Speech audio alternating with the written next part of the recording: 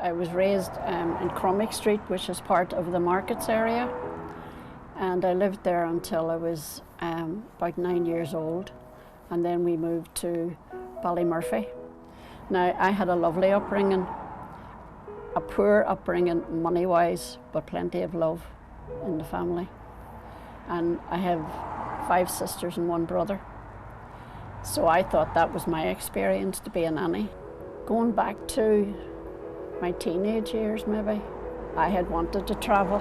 I had a fantastic teacher in school, and she had this trip to America. When she came back and she would be relating stories, I was in America listening to her, and I thought, no, I have to go to America. But anyway, we had to land at Shannon, from Dublin to Shannon, and at that point then America was scrubbed, I was coming home again. And I was in the ladies' room, crying my eyes out. No, definitely have to go. I'm going back home. And these wee nuns shuffled in. What's wrong, dear? You know, and this and oh, and when I explained everything, I said, no, I have to go home again. I said, it's a whole new experience. You said you're only going for a year and get on the plane. And so they talked me into getting back on the plane. It was 1960. I travelled to America, landed upstate New York to work as a nanny for a family. That's the little boy I minded. He was great, so he was. His father said to me one time, he's beginning to speak with a Belfast accent. That was the citizenship paper when I was naturalised. I'm a real movie buff. And I bought all the silver screen books about movies and movie stars and anything that was around at that time. And I just thought, I'm going to go to America and I'm going to see everybody. It was like going from black and white to Technicolor. It was a whole new world, going to Manhattan, you know, going to Broadway to see the different plays. The playbill from, you know, I had gone to see Irene, and I waited at the stage door for ages. Here you had seen them in the movies, and here you were looking at Debbie Reynolds face to face. You know, what an experience. I was a bit of a poser, wasn't I? Just looking at all this stuff again, you know, I was really back there.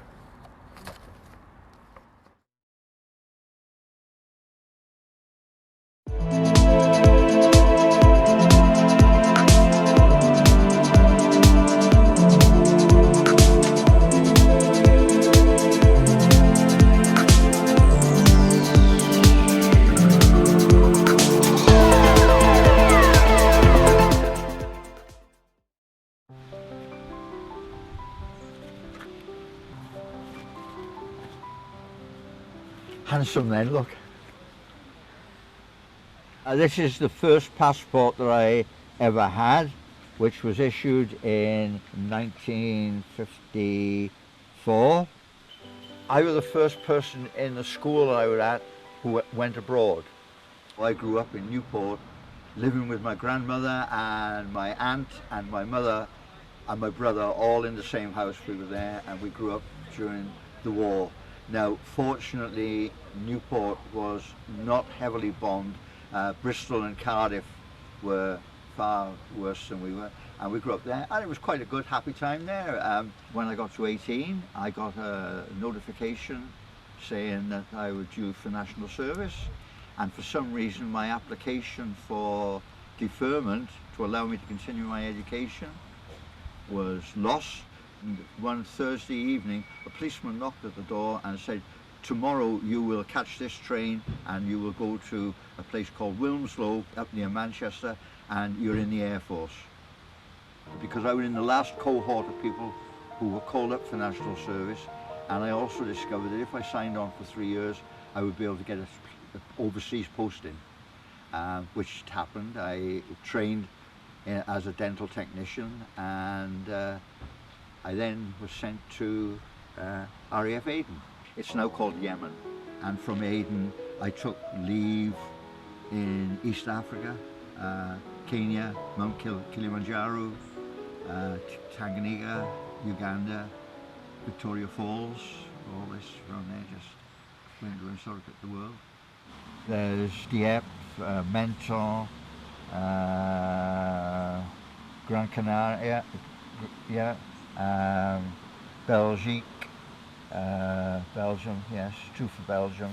There we are, yeah, that was the sort of things we went on. I lived by myself, and in fact my socialising was all done through the voluntary work I used to do. I do share reading with various groups, and then I also involved with U3A, with the creative writing group and the choir, and of course all those things are on hold. Self-isolation is not easy. Actually, it's interesting because the experience I have with COVID is probably the worst experience I've ever had in my life. Even during the Second World War, bombs were being dropped and everything, and it was just there. And there. But this, I don't know. It just seems to be something very, very strange and isolating. Do you have a favourite place that you've been to that you go back to? Cymru, my home, Wales. In fact, when I go over in the car and I go and visit my family, go across the border into Wales, and this big sign up there, Croesi Cymru, and the hairs on the back of my neck stand up, and I deliberately pull onto the hard shoulder and go down as slowly as possible over the border and say, and I'm home, I'm home.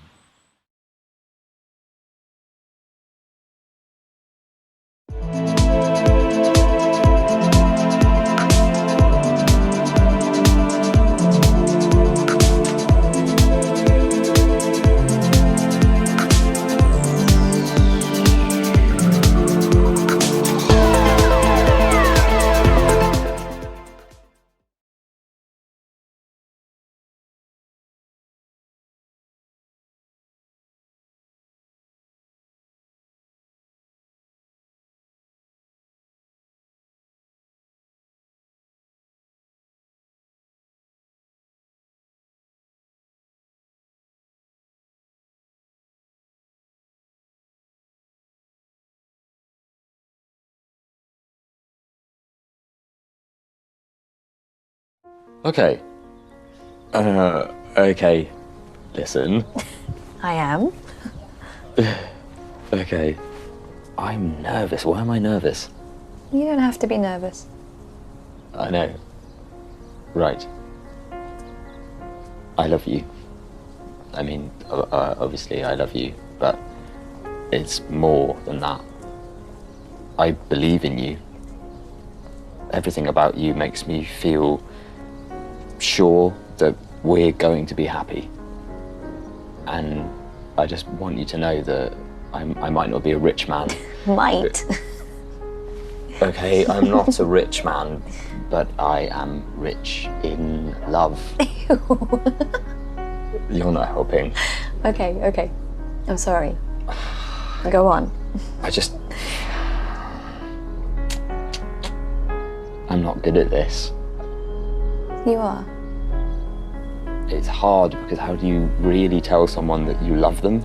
Not like on TV, but like in real life, so it means something. You don't have to tell me. You show me every day. Showing you. Right. So I promised that I'll always show you, that I'll always love you. I will, and I'll listen. I don't just mean listen to what you say, I mean listen to how you are when you're happy or sad or anything. And I won't do it because I feel I have to. I'll do it because all I want every second of every day is to listen to everything from your breath to your heartbeat. So I'm going to ask you something, and then I'm going to listen. Okay. Can you hold still a minute? It's okay. I'll do it. Claudia, will you marry me?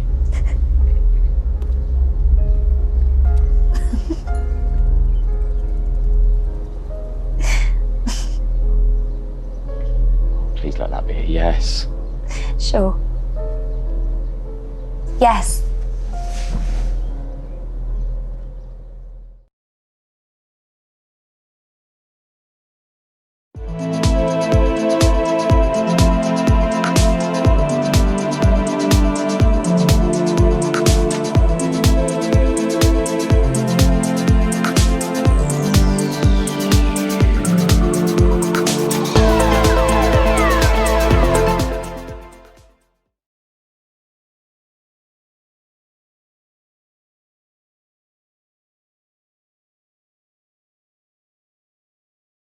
you.